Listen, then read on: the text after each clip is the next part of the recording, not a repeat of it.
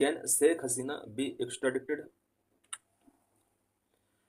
Bangladesh International Crime Tribunal has announced plans to seek the extradition of ousted leader Sheikh Hasina from neighboring India.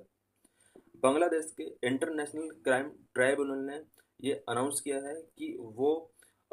Oersted leader Sheikh Hasina जो कि India के अंदर neighbouring क्या है इनको एक्स्ट्राडिक्शन के लिए सीकिंग कर सकता है because of numerous criminal cases have been logged in Bangladesh against her and her aides encompassing charges of murder, torture, abduction, crime against humanity and genocide. Miss Sheikh Hasina और उनके एडीज के अगेंस्ट बांग्लादेश के अंदर न्यूमरस क्रिमिनल केसेस फाइल किए जा चुके हैं specially related to murder torture abduction crime against humanity and genocide India and Bangladesh have a bilateral extradition treaty in place that could allow for her return to face trial because India और बांग्लादेश ने एक्स्ट्राडिक्शन से related bilateral treaty sign कर रखी है और इस treaty के according अगर शेख हसीना के अगेंस्ट ट्रायल स्टार्ट किए जाते हैं तो इन्हें इट मीन इंडिया को कहीं ना कहीं इन्हें एक्स्ट्राडिक्शन में हेल्प करनी पड़ेगी what is the extradition treaty between India and Bangladesh से बांग्लादेश और इंडिया के बीच जो एक्स्ट्राडिक्शन ट्रीटी है उस ट्रीटी के अंडर क्या क्या प्रोविजंस किए गए हैं इन 2013 India and Bangladesh executed in extradition treaty as a strategic measure to address insurgency and terrorism along their shared border. 2013 में इंडिया और बांग्लादेश ने एक्स्ट्राडिशन ट्रीटी साइन किया था इस ट्रीटी का मकसद बॉर्डर के थ्रू जो भी इंसर्जेंसी या टेररिज्म एक्टिविटी को मोटिवेट किया जाता है उन एक्टिविटीज को कहीं ना कहीं स्ट्रेटेजिकली कंट्रोल करने के लिए ये ट्रीटी साइन की गई थी Amended Treaty of 2016 provisioned the process of exchange of fugitives wanted by both nations and also transfer of several notable political prisoners. 2016 में इस ट्रीटी को अमेंड किया गया इस अमेंडमेंट के अंदर टू इम्पोर्टेंट प्रोविजन किए गए बांग्लादेश और इंडिया के अंदर अगर फ्यूजिटिव रिसाइड करते हैं यानी बांग्लादेश की तरफ से इंडिया के अंदर कोई फ्यूजिटिव आ जाता है और इंडिया की तरफ से बांग्लादेश की तरफ अगर कोई फ्यूजिटिव मूव कर जाता है इनके एक्सचेंज से रिलेटेड कुछ प्रोविजंस इस अमेंडमेंट में किए गए थे पॉलिटिकल प्रिजनर्स बांग्लादेश के अगर इंडिया के अंदर है इंडिया के बांग्लादेश के अंदर है इनके ट्रांसफर के लिए भी इस अमेंडमेंट के अंदर प्रोविजन किए गए under the international crimes act of 1973 Bangladesh court can proceed with criminal trials even in Miss Hasina's absence Bangladesh के अंदर इंटरनेशनल क्राइम्स एक्ट 1970 के अकॉर्डिंग बांग्लादेश मिस हसीना की एब्सेंस में भी क्रिमिनल ट्रायल प्रोसीड स्टार्ट कर सकता है कैन एक्स्ट्राडिशन बी रिफ्यूज क्या इंडिया की तरफ से इस एक्स्ट्राडिशन की डिमांड को रिफ्यूज किया जा सकता है क्या ट्रीटी के अंडर कुछ ऐसे प्रोविजन हैं जिनको बेस बनाकर ये रिफ्यूज किया जा सकता है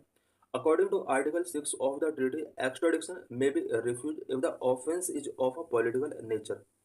अगर मिस हसीना के अगेंस्ट जो ऑफेंस अगर पॉलिटिकल नेचर के हैं तो इंडिया चाहे तो इस एक्स्ट्राडिक्शन को रिफ्यूज कर सकता है but a host of offences such as murder terrorism related crimes and kidnapping are explicitly excluded from being classified as political refuge तभी किया जा सकता है जब पॉलिटिकल नेचर के ऑफेंस हो बट बांग्लादेश के अंदर मिस हसीना के अगेंस्ट जो ट्रायल स्टार्ट होने वाले हैं वो mainly murder terrorism related crimes kidnapping से रिलेटेड कुछ एक्ट के अगेंस्ट यहाँ पर कंप्लेन किया गया है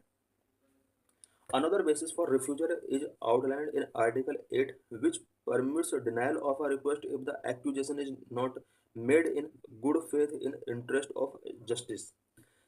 रिफ्यूजल का अदर बेसिस ये हो सकता है कि जस्टिस के इंटरेस्ट में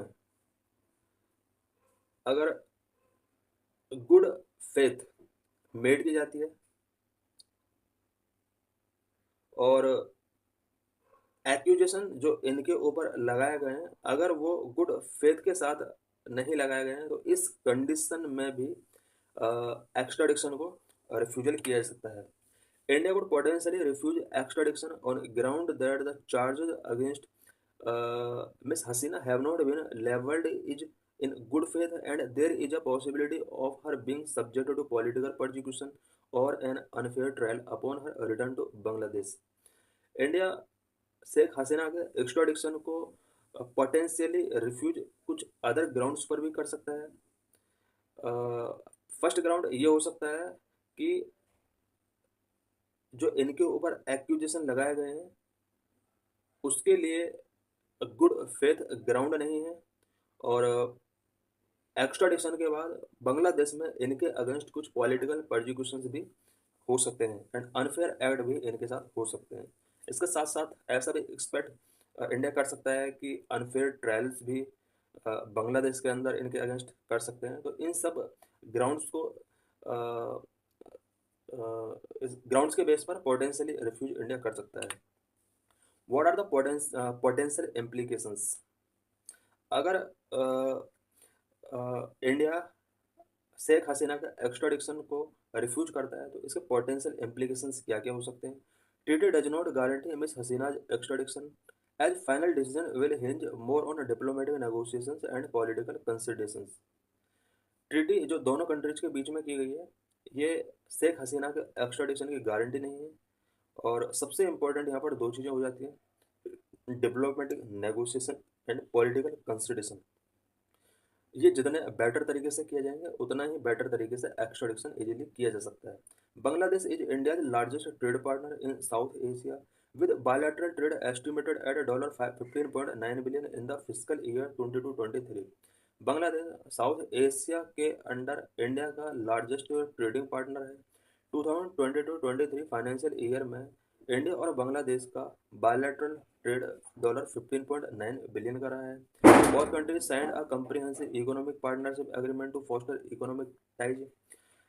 मिस हसीना के टाइम पे इकोनॉमिक टाइज को बूस्ट करने के लिए इंडिया और बांग्लादेश ने comprehensive economic partnership agreement sign किए हैं। If India were to decline the extradition request, it would likely serve as a minor political irritant rather and is unlikely to dent bilateral relations, especially in critical areas of cooperation between two nations। अगर India Sheikh Hasina के extradition की request को decline करता है तो इसकी वजह से इंडिया को बांग्लादेश की तरफ से माइनर पॉलिटिकल इरिटेंट फेस करने पड़ सकते हैं, और दोनों कंट्रीज के बीच में जो रिलेशन है बायलैटरल रिलेशन वो कहीं ना कहीं